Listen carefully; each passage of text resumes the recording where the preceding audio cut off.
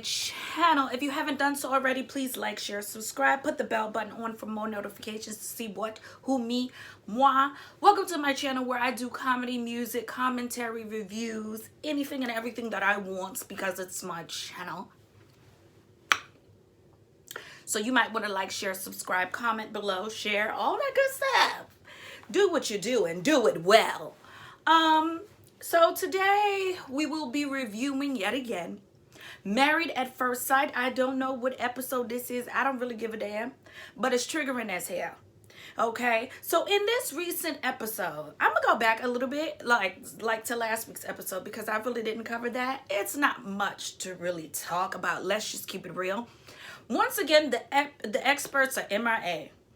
MIA, the same experts that been on social media, okay, basically trying to justify their actions into why they chose Chris and how the vetting process goes. We know the vetting process in this whole show has been bullshit. Okay, it's been bullshit.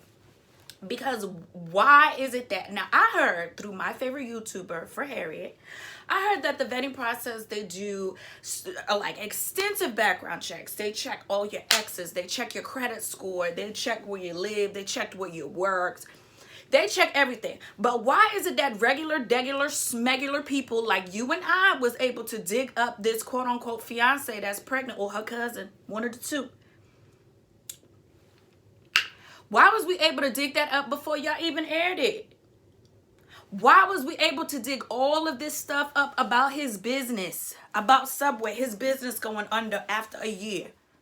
So you're really not doing the vetting process. You hired Chris for ratings because we knew the first time he hopped his little dusted hairline, his little McDonald's hairline on our TV screen. The first time he hopped on our TV screen, we knew he was a narcissist and we knew he had no business being on a show. Now, Lifetime, I think you guys really want to get it together. Okay, because you're really tarnishing this show. We like this show because we want to see people fall in love. We don't want to see people go to hell in a handbasket. Once again, my complaint has always been, where the hell are the experts? We not finna blame this on C19. We not finna blame this on C19. Last week we saw Pastor Cal and he talking about, oh, Paige is a ride or die, ride or die. What type of advice is that giving her, and you a pastor? What type of biblical advice is that? In my opinion, black women, we need to hang up our capes, burn the capes, not even hang them up, burn the shit to the ground, okay? And we need to stop carrying this whole ride or die. I want to love you. I'm riding with you if you deserve me to ride with you, but what if why I got to die? Why I got to die in the process? Okay, so I'm like, what type of advice was that? We're looking to have a professional call Chris out for the narcissist that he is. Why are we all able to call this man out? To call a thing a thing. Iyanla, please come and fix it. Why are we able to call a thing, but somehow the experts are turning this into the Chris show? Letting him run things. He's running things. I'm running things. He's running things. This is his show. This is his platform. This is his forum. It's like everyone is, in essence, is scared of Chris. Ain't nobody's scared of old Ronald McDonald head ass. We're not. We're not, baby. And I feel it's like people are scared to speak up. They don't want to hurt his feelings. They don't want him to make a quick run to the exit. His dramatic ass exits. This is what narcissists do, but you have to call him out, and he should have been removed for the show, but that's we'll save that for another video. But we're going to talk about the recent episodes. I guess everybody meets the other couple's families and they sit down with their friends and they're getting relationship advice from their friends. And baby, Chris fine ass friends, I know they was good. They was good a little bit with me because their hairlines was good too. Their hairlines was all right. It was all right. I had to blink 2 times, but it was all right. So he sits down. One of his friends is actually the pastor that married him and Paige. So basically, he's sitting there. He's telling him that he's done with the marriage, telling him that he got the ex-fiance allegedly pregnant. So basically, his friends call him out on it. They said, this is selfish. They're like, this is careless. You're not thinking about everybody's feelings. This is embarrassing towards your family, embarrassing towards her family. Like, they was reading him. Baby, one thing about a narcissist, though, if you looked closely at his face, one thing about a damn narcissist, they don't like when you call them out on their BS. They don't like it. They like it when you agree with them, when you conform to their feelings and their thoughts. And their feelings and thoughts and emotions change every 2 minutes because they're all over the place. So you have to conform. The minute you step out of that box, they will cut you off. They will make a beeline exit to the door. Okay? They will cut you off. And I am so glad finally, I was expecting this from an expert, but finally someone is truly calling him out on his narcissistic ways, truly calling out on how emotionally immature he is, how manipulative he is, how selfish he is, how disgusting he is. And all of this Bible crap and God, like I said in my last video, I don't know what God y'all serve him. But it ain't the God that I'm familiar with. I'm just saying. But I loved how his friends called him out. And did y'all see he's looking on his phone? He's not paying attention, because if it's not the Chris show, and if you're not pulling out the red carpet for him and allowing him to make his nasty ass performance and allowing him to perform and swindle you and lie to you and emotionally manipulate you, all of a sudden he's trembling. He's a dusty in distress. Baby, he was looking at his phone. He didn't want to hear. He wanted to be end of conversation, but I'm glad that they had black men checked him on it and had their feet on his raggedy ass neck, because he needs it. And that's something that Pastor Cal should have did. That's something that Vince should have did. That's something that a lot of people should have did. Call him out on his BS. Okay, this is why Chris is allowed to make mistakes after mistakes after mistakes, hurting people along the way, dragging people along the way, putting people in compromising positions, because nobody wants to call him out on his BS. But we love to see it, especially because they was fine. Let me stop before I end up single. But they was cute or whatever.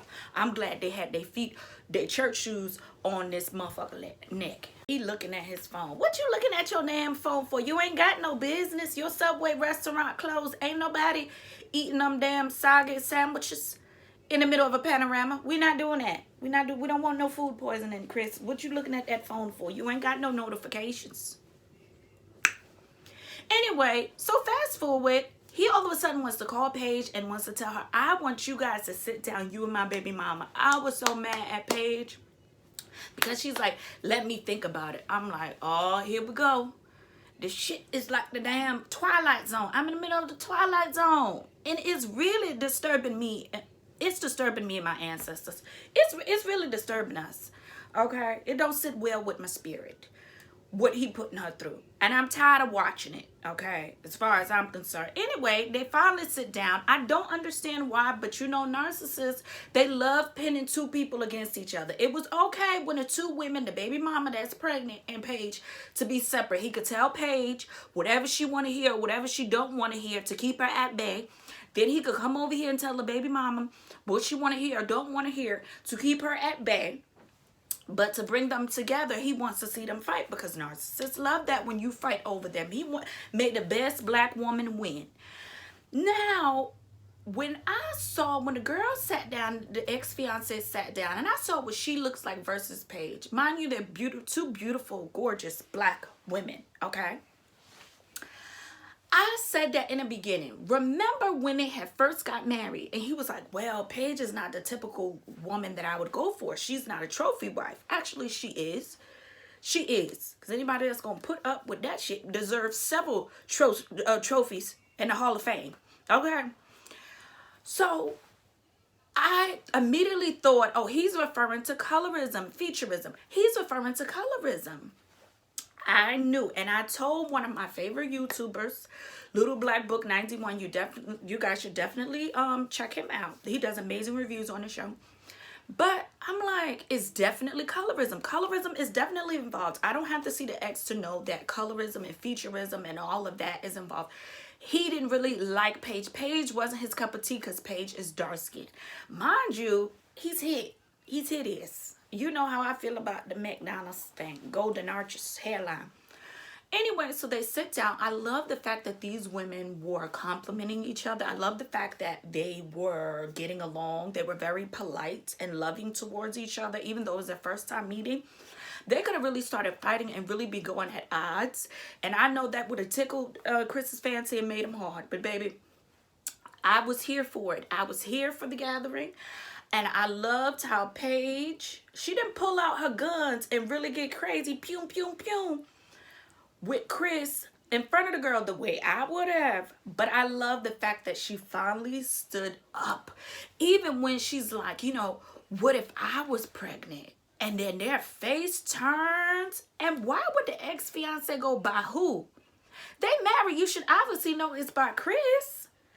My thing is, she had the nerve to say Chris was pursuing her. And I'm thinking, baby girl, you was actually believing his lies. Once again, he was over there telling the ex-fiance whatever she wanted to hear and over here telling Paige whatever she wanted to hear. You was actually believing him and saying that. She had to say, yeah, I knew they was intimate, but I didn't know it was like that.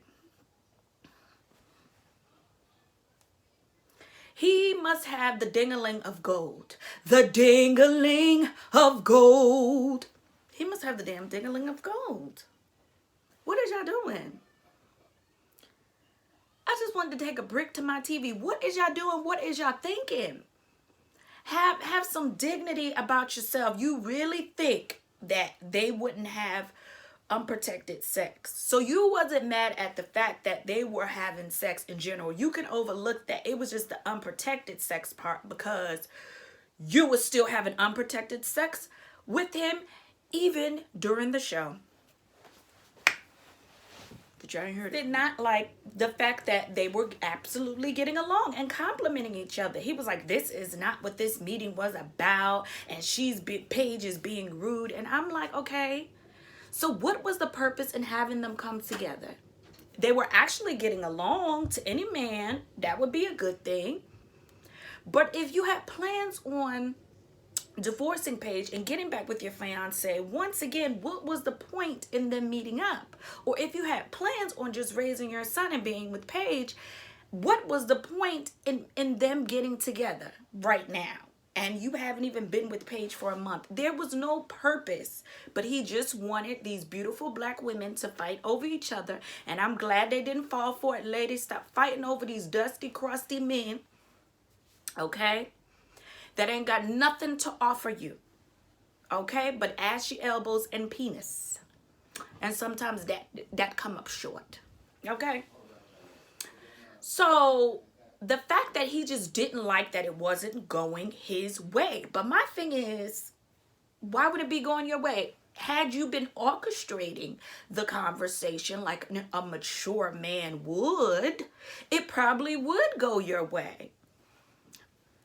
But everybody was happy, so I don't see what the point was. But, you know, it got to be a Chris show. If it's not about him, if it's not going his way, then he was being extremely rude and disgusting to Paige. But what is new, I'm so glad she finally got up in her boom boom and grabbed her voice and was able to say, you know what? This relationship does not serve me. Come on, Paige. Come on, Beauty. Beauty is her name. I hope that I can make you mine. What? I was so happy for her. I was so happy for her. Like, girl, you didn't handle it in a sense the way I would have, or a lot of women like me. I bust the windows out your car. See, that's just me. But I'm glad that she finally said, you know what? Enough is enough. I'm not putting up with this. Basically, in essence, sweetie pie, with the pregnancy, you can have him. You can have the dirt bag. You can have the struggle dusty. You can have him. I'm not dealing with it. And then come to find out, oh, pregnant poo-poo, pregnant sweetie pie, say, I don't really want him either. Oh, he didn't like that. Because one thing, like I said about a narcissist, they don't like when you turn them down. They don't like when they can't have access to you to leech off of you, to suck you dry, to emotionally manipulate you. So now he has nobody he can leech off of. Now he has nobody that he can be a puppeteer to. He has nobody that he can be emotionally and mentally abusive towards, because everybody said, girl, you got strength, I got strength. You were my sister, my strength. What? They said we're not putting up with that. We're not doing it. We're not doing it, okay? I love to see it. I love to see black women burning their capes and sticking together and realizing we deserve better. Even if we ended up being a single mom, okay, we're going to do what we have to do, but we deserve better at the end of the day. So we love to see it. I was proud of Paige. She a lot better than me. I wouldn't have let an hour go by putting up with his ass, but that's just me. Overall, what did I think about this episode? It was abusive and tragic, but I enjoyed Paige and her clapback and what she felt was a clapback. She's a God-fearing woman, so she did it in a godly manner that suited her. I'm not shaming her, but I feel like a connection with Paige because I have been a Paige, and like I've said in other videos, a lot of us have. But I feel like I'm proud of her either way for finding her voice. Next week, though, she better not flip-flop and go back, or I'm going to have to send out some emails to her. Wake up, girl. Wake up. We don't go backwards. We go forwards. Anyway, that was my review on this matter. Chris is like America's Most Wanted, okay? My God, if COVID was a man, Jesus Christ. So I don't see, I be telling myself I don't want to review it again, but I be wanting to tell you how I feel. Anyway, like, share, subscribe, put the bell button on for more notifications, comment, share, all of that good stuff, and thank you for watching.